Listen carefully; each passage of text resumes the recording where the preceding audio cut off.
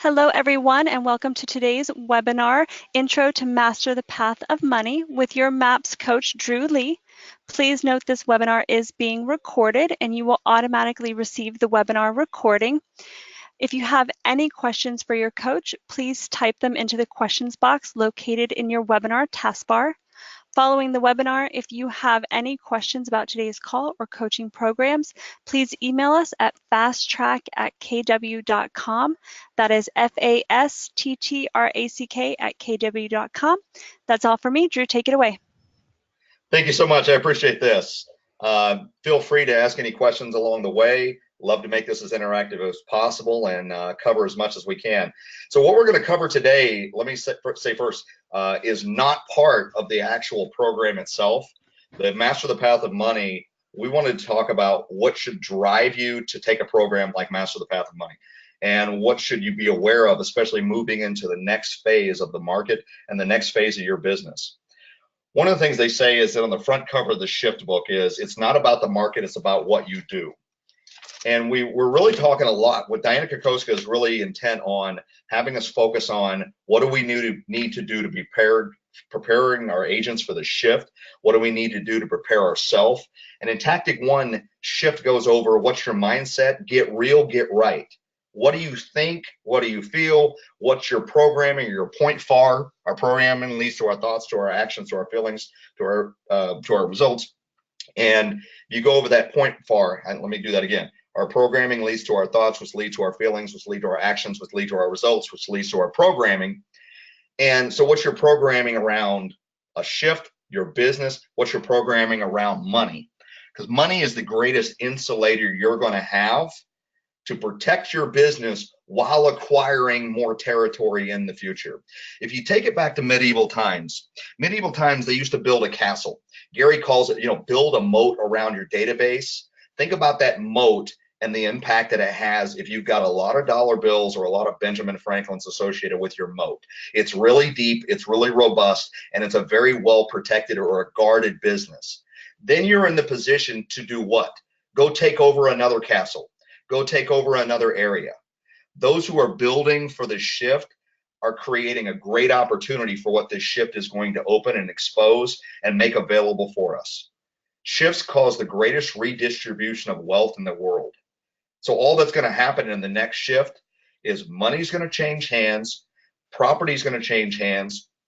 And my coach and one of my mentors, Tony DeCello, said, remember, what we lose in a shift, we'll never get back. What we gain in a shift, we'll never lose. And the opportunity in taking Master the Path of Money teaches you how to get real, get right with your money first. So let's go to the next slide.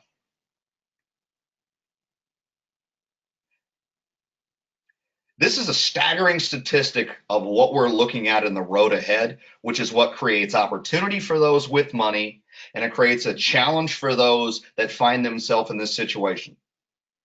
That 78% of people are living paycheck to paycheck. The reason we created this program is because we looked and said, if Tactic 1 is get real, get right, and Tactic 2 is about remargining your business. It's about how do you get your money smart so you think like the people who have the most of it. So we're going to bring you through bust the myth understandings around money. We're going to teach you how do you increase your net worth, make better decisions, hold your money accountable to ROI. So these statistics are a thing of the past versus a thing of the future. I want you to imagine that 70% of millennials have saved 0% towards retirement. 7 out of 10 couples do not budget consistently. 66% of Americans would struggle to pay for an $1,000 emergency. Without having to go borrow or put it on a credit card, 66% of our population, the richest, most abundant culture and country in the world, and 66% of us could not go and get $1,000 out of the bank without having to borrow or put ourselves into debt for it. This is the reason Master the Path of Money is so important, but not only for you, for anybody that you have that could build and have a better relationship with money. So the pain of not having it is a thing of the past, and the gain of what it could do and the opportunity it creates becomes a thing of the future. They say that 1 in 3 Americans over the age of 65 have less than $1,000 in their savings account. I don't know about you, starting this off, this doesn't feel good. So you think Gary is a pretty smart guy when he wrote the Shift book, and they said tactic 1, get real, get right. Tactic 2, remargin your business. So if we're heading into a shift, we stop doing what doesn't work and we start doing something new that does. If you've ever had a negative experience associated with money, well, you know one way that didn't work or something that we did that didn't work.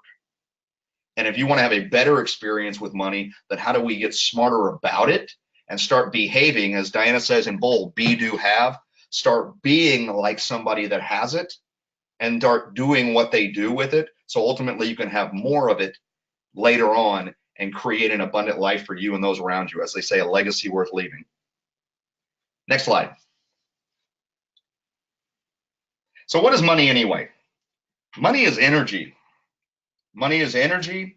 It flows to us, it flows through us, it flows away from us, depending upon our belief and our energy around money.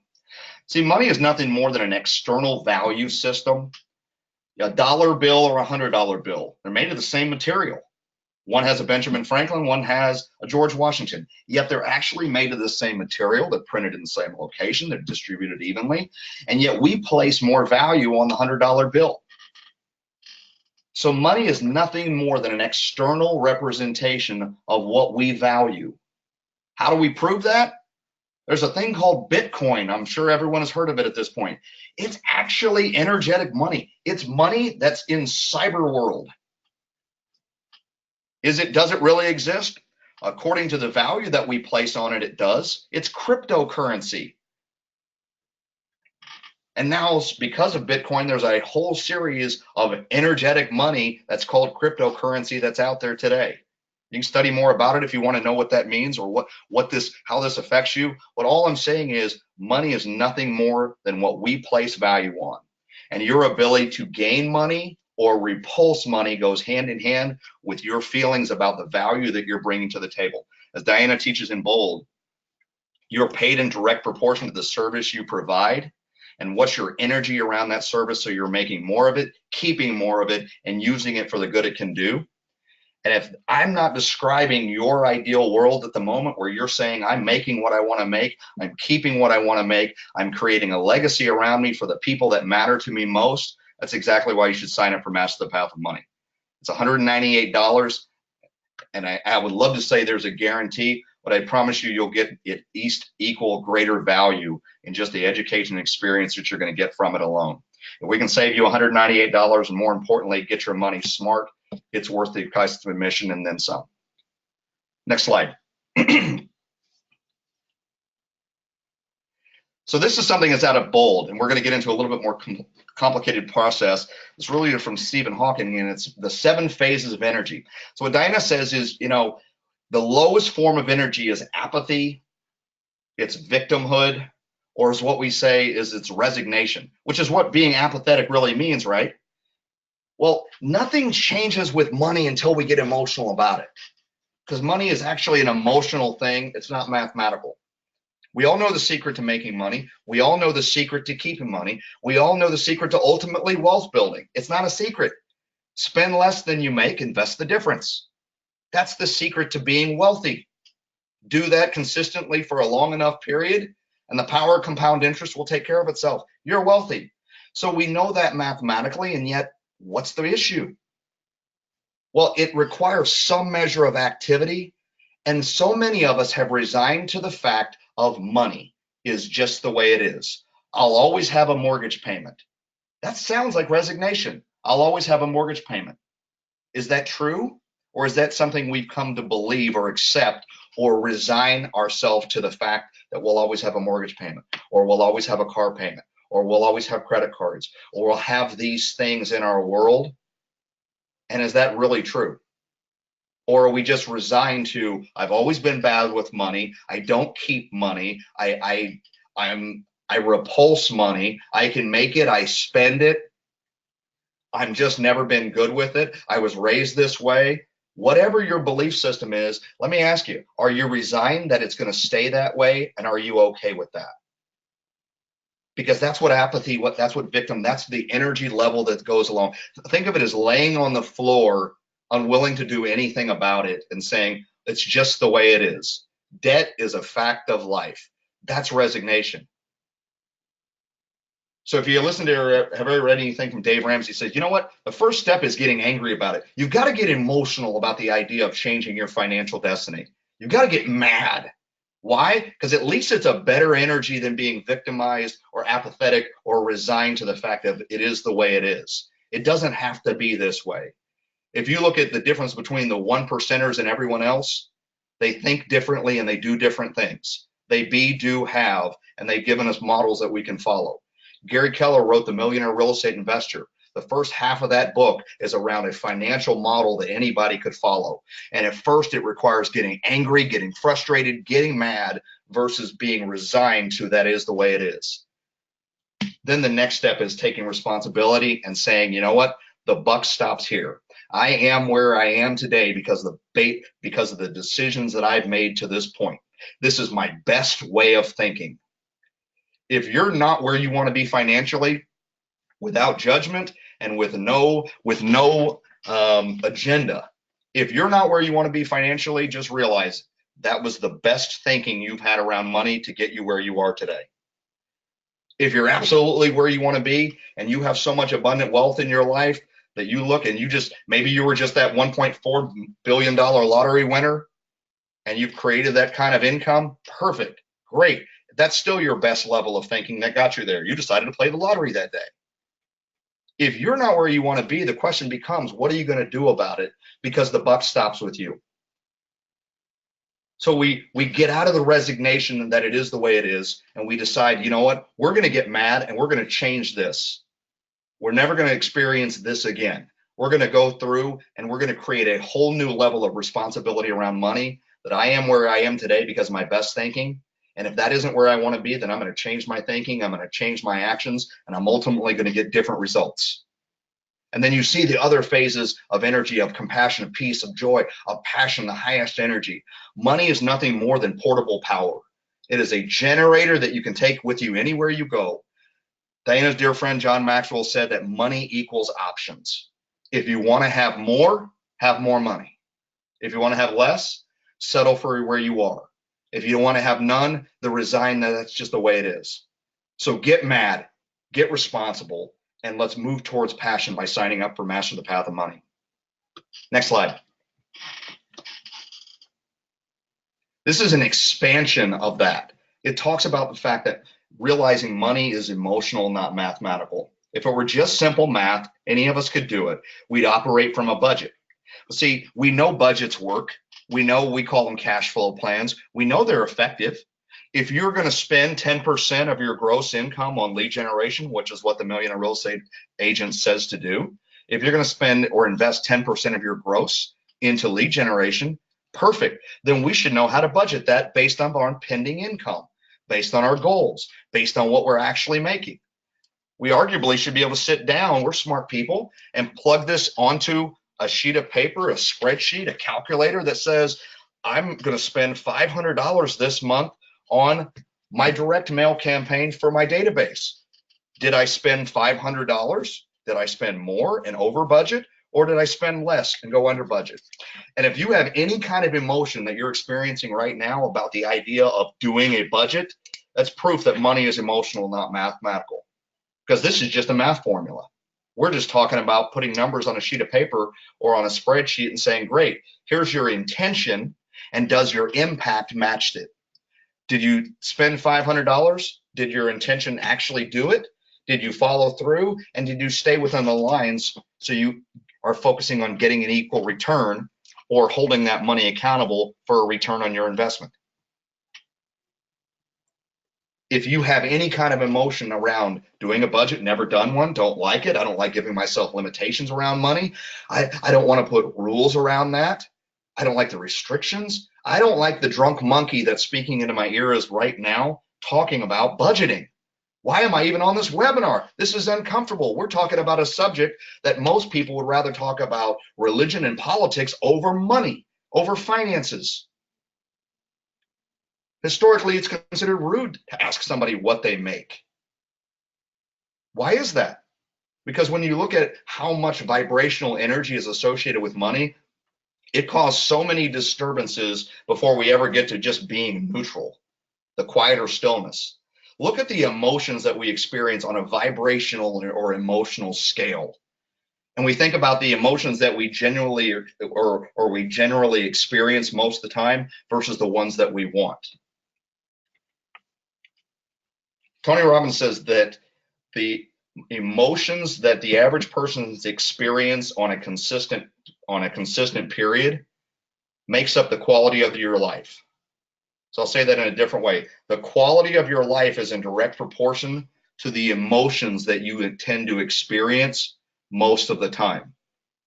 If you consistently experience doubt, insecurity, rejection, worry, frustration, irritation, anger, fear, sadness, abandonment, despair, disempowerment, if those are the majority of the emotions that you experience most of the time, that's the quality of your life currently. Where does that show up in relationship to your relationship with money? Are you experiencing the type of emotional responses from money that you intend to, that you want to? When you go to the mailbox, do you expect a bill or do you expect a check?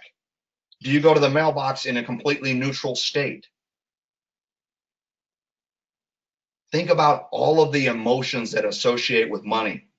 When you pay bills, when you budget, when you do finances, when you get your commission check, what kind of emotions do you experience? This is good for the good it can do, or this was already spent before I made it. I'm still paying for the Hawaii vacation that I took 5 years ago because I went into debt to take it. And if we had only budgeted, well, the buck stops here. That can change today. It can change by when you make a decision. All of the negative emotions and the energy associated with that, just to get to the point of being neutral or being responsible and making the decision to do something different moving forward. It all starts with that decision. Going from hopeful, going to empowered, worthy, confident, compassionate, courageous, happiness. Think about the people who have the most abundant wealth in the world. Where do they live financially at this end of the spectrum? You see so many great people do great things. Look at Gary Keller as a leader. Look at what he has done for, Austin Rocks, for the music scene, to keep that the music capital of the United States, of live music. That's a charity. That's an organization. KW Kids, giving back to help younger people think differently about money and about wealth and about financial responsibility, things that they don't teach in school, things that they don't teach in college. Sure, you can go get a degree in finance today. You will learn the math better than anybody. But until we tackle the emotion that's associated with money, you'll have a mathematical degree, and yet, as Dave Ramsey describes, you may end up being one of those broke finance professors that we never want to listen to. So we learn from those that do. Love, joy, freedom, passion, highest excitement associated with money, or are you in despair, disempowerment, grief, depression, hopelessness? And where do you ultimately want to be, and how are you moving yourself towards that? An exercise that Diana teaches in Bold is that we do a growth plan. And that growth plan is designed on, it shows who you're becoming. So let me ask you, who are you becoming on your journey with money so you have a better relationship and your people have a better relationship? So many of the people on this call aren't really even the ones I'm talking to. You're not the ones that really need this most. You need this for you so you can share it with others. Go to the last slide, please. Yeah, thanks. Perfect. So as we say, shifts cause redistribution of wealth. Shifts expose lack of skills. Shifts, if you think about a shift, it's kind of like everyone's at the beach. We're all waiting in the water. The water goes out. You're going to see who's going to be exposed or not. That's what a shift does.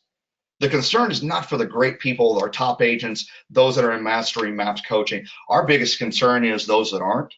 And what are they going to do, and how are we going to insulate and protect them from the shift moving ahead? We've been in a competitive shift for some time. John Davis calls this a competition shift.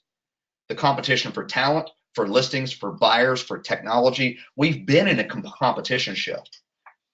Now we're taking a competition shift, and now an economic shift is happening at the same time. While Gary says, you know what, we won't recognize the industry in 3 to 5 years, Ask yourself, is my money smart enough to weather the next 3 or 5 years? And more importantly, are the people and the relationships that I have, is their money smart enough to still be here in 3 to 5 years? If you've got a team and you've got, whether you're a listing agent or you have one, or a buyer agent or you have one, if you have a team or on a team, the best insulator you can do or have is your knowledge and your relationship with money. Think of it as a wall or a moat. You protect yourself, you build the moat, and then you go take territory, and the market that you gain, you'll never lose after a shift. Next slide, please. This is where it starts. Are we being powerful or are we being powerless? Are we acknowledging reality, which is taking responsibility? Because that's where it starts. This is from moving basically from, this is from these 6 personal perspectives, or moving from E to P. How do you move from powerless?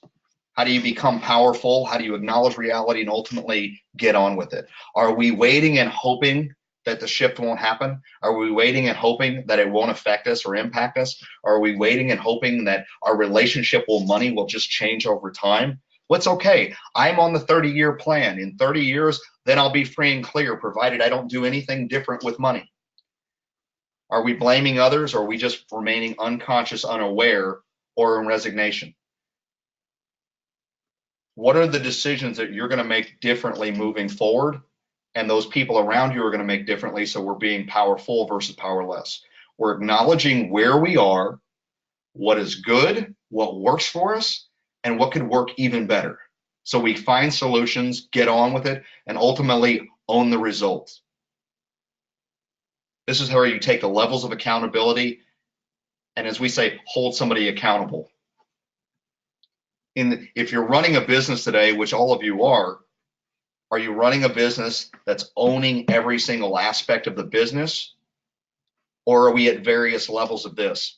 I know some of the top agents out there that they are on it, they own it, they're on top of it when it comes to the lead generation, when it comes to follow-up, when it comes to negotiating, when it comes to role play and practice, going on appointments. They own every single aspect. When it comes to money, they find themselves at the other side, waiting and hope, making excuses, blaming others, being unconscious or unaware. How much money did you make? I don't know. I need to check with my accountant to see my profit and loss statement. We're going to take profit and loss to a whole new level, and we're going to start with a cash flow plan that leads into it. If you're doing a profit and loss statement and you're relying financially on that, great job, and you're relying on what's already happened or the past. As you already know, a profit and loss statement tells you where your money went. The only way a profit and loss statement is highly effective is when you compare it to the budget of where it was supposed to go. If you intended to spend $50 on a piece of technology, did you spend 50 or less on the P&L? If you did, winner. If we didn't, we've got to adjust next month and figure out how to make a difference. We're going to tackle the myth understandings around creating a cash flow plan. And one of the first I'll share with you today. You're going to get it wrong. About 80% of the time, the first 30 days you do a budget, you'll get it right. You'll get it right about 80% of the time. You'll stick with that $50 tech budget and you'll be able to stay within the lines. About 80% of the time, the first time you do a budget, you're going to get it right. Be mindful that the 20% will drive you nuts. The next month when you do a budget, you're going to get it right about 90% of the time. On average, it takes most people 90 days consistently to be doing a budget and be doing it almost effortless with very little margin for error. So if you do a budget or you've ever done one and you wonder why you couldn't stick with it, ask yourself, did I do it for 3 or 4 months? Some of the folks that we interviewed as we were writing this, I taught it from one group, a couple had been doing a budget for 16 years. Do you think they were in a better or worse position than those that never do one? And no judgment, it's what do you do today to make a different decision so you create a different outcome.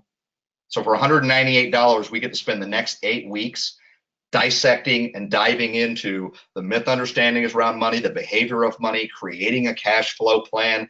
And fortunately, it's 8 weeks long, which gets you close to that, as they say in the one thing, that 66-day mark, that 2 months of doing one thing over and over again to build consistency. It's an hour long. It starts on Monday. The calls are recorded so you can go back and listen to them. and constantly be reprogramming yourself around money. So you're being like the person you intend to become versus the person that you were in the past. Next slide, please.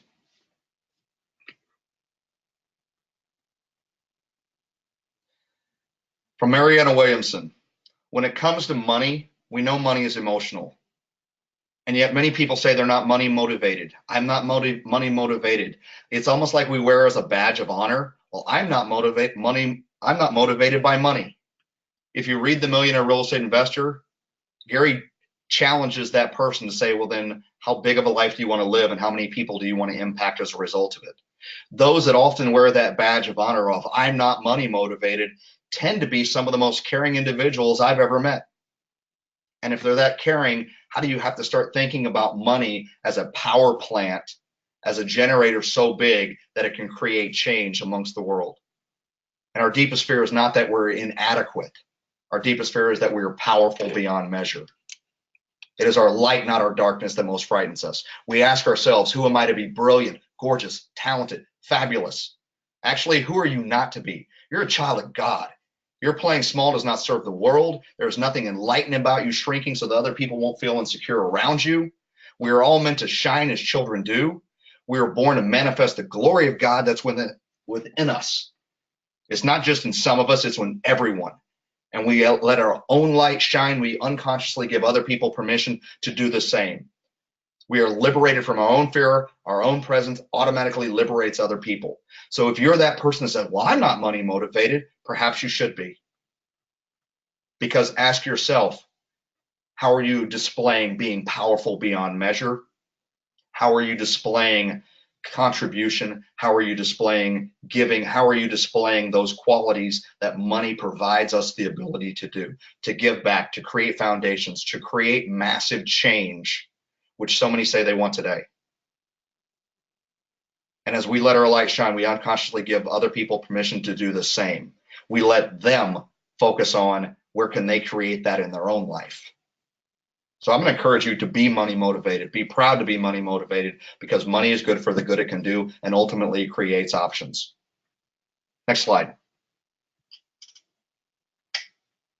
It starts Monday at 2 p.m.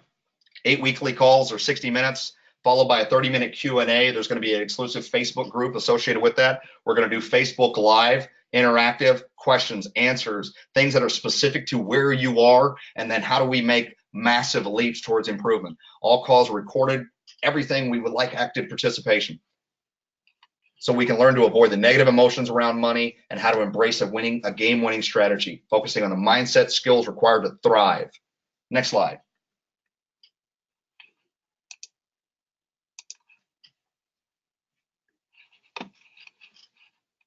All telecalls are recorded, playback, and it's at a regular price. So we've got a couple questions.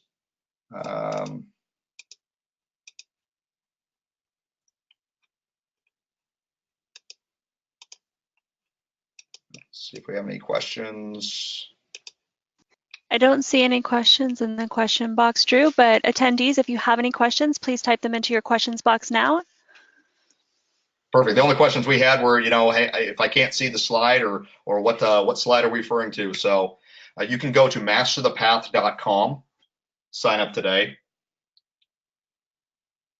This program was written with a lot of heart around taking care of the aspects of shift and protecting you from a shift heading into it. And we take some of the best principles from those that are most knowledgeable about money and condense it into 8 weeks. So I'd like to say I read a lot of material, so you don't have to. Any questions, thoughts, comments? Again, go to masterthepath.com. You can go to our MAPS coaching page, see more specifics. You can sign up on either site, mapscoaching.com, look at groups. That's also where you can sign up for our mastery coaching, our breakthrough, any other groups currently going on or launching soon, as well as, of course, Bold. So go to our MAPS coaching page, sign up today, masterthepath.com. I look forward to seeing you on Monday, 2 p.m. Central Time. Have a great weekend, everyone.